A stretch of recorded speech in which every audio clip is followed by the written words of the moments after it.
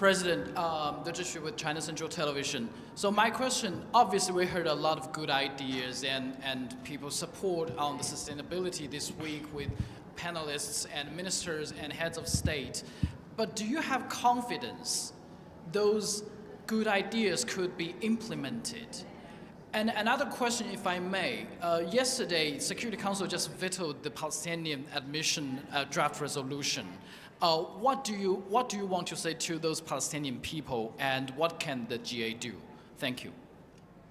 Let me take your first question first. Implementation is largely a matter of political will.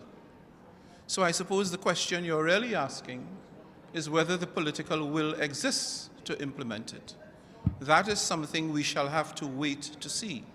I can't predict that it does. What I can say is that the decisions are implementable. And so we hope that the will be mustered to do what is necessary to deliver the Sustainable Development Goals.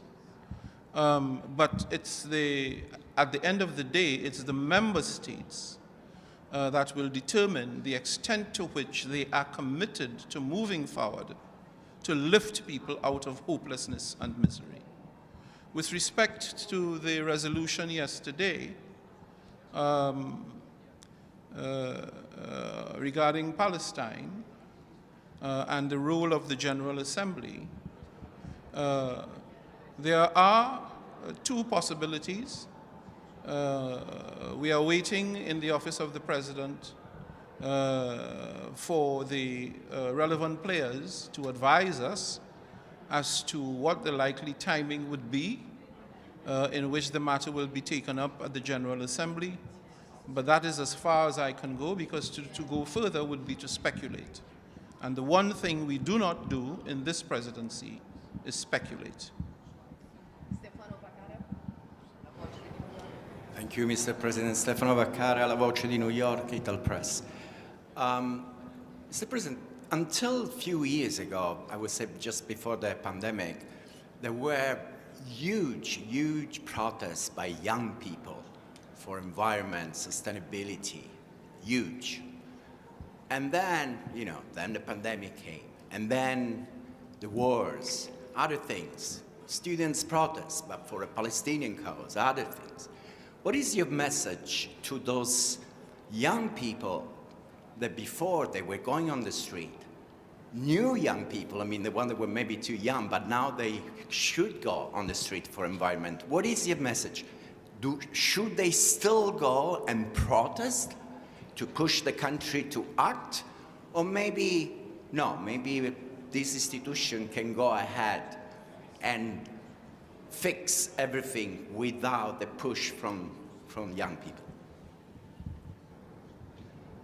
I have been clear throughout and consistent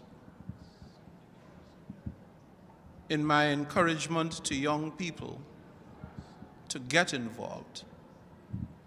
The future is their future. And the African region has a very apt saying in all the negotiations that we have. Nothing about me without me. That, in my view, is equally applicable to the youth. They're smart, they're motivated, they're articulate, and they understand the issues. They have a right to help, to make a contribution to shaping the future, a future that they will inherit, and not just inherit, a future in which they will become the decision makers. So it makes sense, it makes perfect sense, that they should get involved now. I attended a youth event a couple evenings ago, and one of the questions asked by a very bright young lady is, people say we are young and we should wait until we are more mature, maybe age 30, to make a contribution, to demand action. Why should we wait until 30, she asked. And I said to her very bluntly, who said you should wait until 30? You're an adult now. You're a young adult. You don't have to wait until age 30. You can speak up now, and speak up loudly and firmly and decisively. So make your contribution, demand action. The UN requires and encourages the support and the engagement of young people. They have got brilliant ideas that can help us. And so we are happy and gratified that there is such a keen interest to participate in these processes, to make a contribution. We are certainly encouraging it in the context of the Summit of the Future. It is their future. There's a sense in which we are in the phase of passing the baton on. They are the thought leaders of tomorrow.